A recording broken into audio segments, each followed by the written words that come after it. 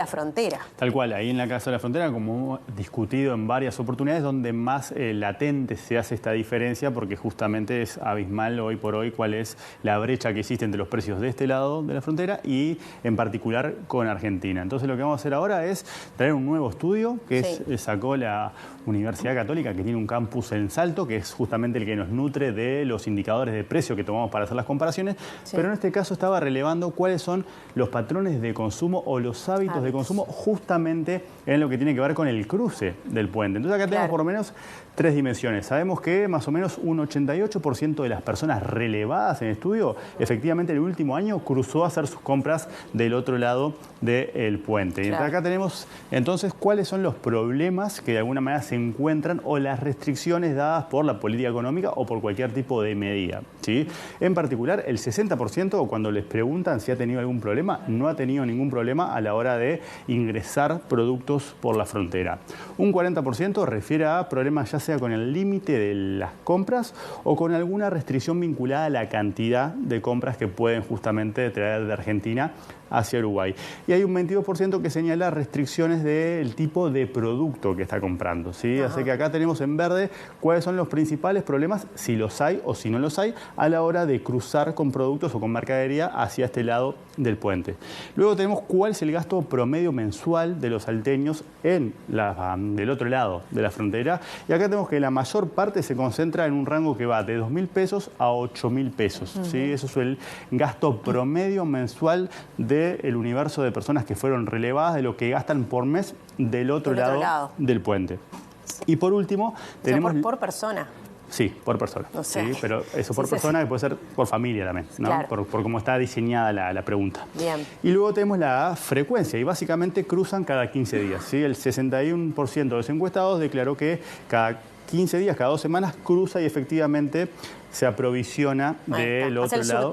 Hace el surtido. Famoso surtido. Exactamente. Ahora podemos saber qué tipo de productos traen, pero la frecuencia nos da la pauta de que ese tipo de compras justamente responden a ese tipo de necesidades. Vamos a ver entonces qué tipo de productos. Exacto. Ahora vamos a pasar a la siguiente placa, donde tenemos el tipo de producto. La pregunta es qué tipo de producto o servicio, porque acá estamos considerando las dos, efectivamente se consume del otro lado. Alimentos y bebidas es el 100%. ¿Sí? Básicamente cuando miramos el diferencial de precios que hay en esta división, tiene que ver con, o andan en torno a los 140% más caro en Salto que en Concordia. Así que parte de lo que estamos conjeturando en torno a lo que puede ser esa periodicidad tiene que ver con también el tipo de productos.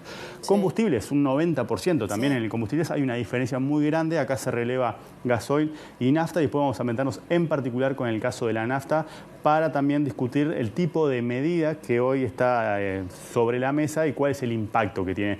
Gastronomía, comer afuera, también turismo, ocio, diversión, ¿sí?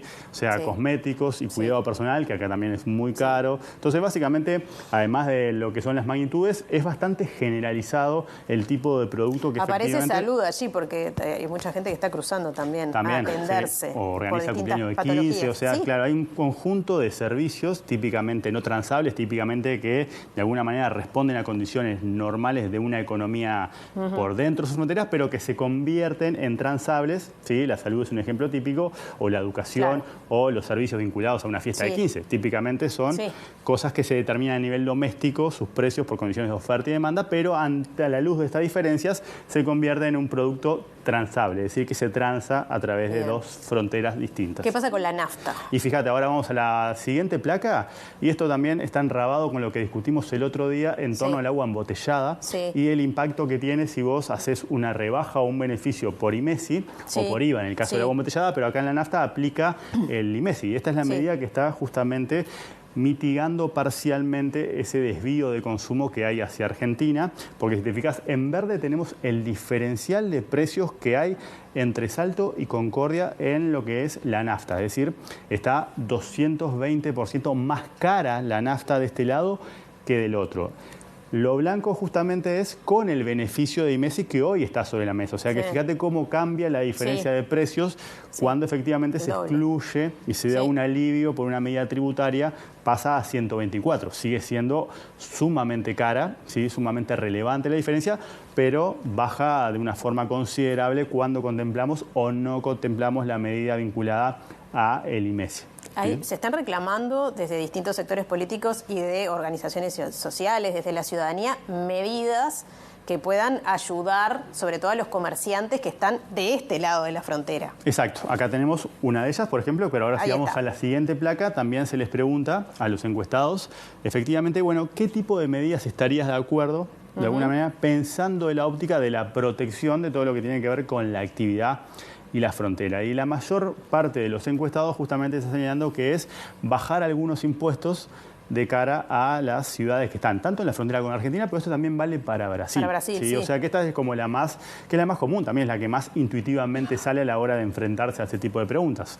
Obviamente hay gente que no está de acuerdo en que se apliquen medidas. De alguna manera esto tiene dos caras. Sí, la cara complicada por el lado de toda la afectación sobre los comercios, sobre el empleo, sobre la actividad y por ende sobre otros indicadores económicos, y la cara también del que va y efectivamente encuentra cosas mucho más baratas y de alguna manera, exactamente, entonces otras medidas, de alguna manera tenemos las dos caras, del que vende y del que compra. Pagar impuestos aranceles adicionales al momento de entrar mercadería. Habilitar la microimportación, que es otra de las medidas que han dado sobre la mesa en estos últimos tiempos, es decir, como retirar los intermediarios y directamente traer al vendedor, lo trae del otro lado. Aplicar el 0 kilo, acá la palabra clave es la aplicación más que la vigencia, efectivamente, lo cual también implicaría un control mucho más complejo de ese tipo de cosas. Hay que destinar un montón de recursos humanos. Un montón de recursos, unas medidas aparte más coercitivas, por ponerlo de alguna manera. O complicarla administrativamente, por ejemplo, pidiendo más documentación. O sea, eso es de alguna manera como otra perspectiva al problema de la frontera. En este caso lo estamos viendo a partir de lo que son los hábitos de consumo en torno a frecuencia, montos, productos y a cómo visualizan que otras medidas pueden efectivamente aliviar una situación que es sumamente compleja, porque de vuelta refleja esencialmente problemas que son ajenos, refleja esencialmente lo barato que está Argentina, que se suma a lo históricamente caro que somos en Uruguay y que abordaremos en otra columna por qué somos un país caro, que no tiene que ver con la inflación, tiene que ver con el nivel, la variación es justamente la inflación, pero sobre el nivel también. Exactamente, así que por hoy cortamos por acá. Interesante. Así que tomamos tu promesa de tratar ese tema, porque si algo se dice en todos lados, uruguayos y no uruguayos, es qué país caro. Porque Uruguay es un país caro. Bien.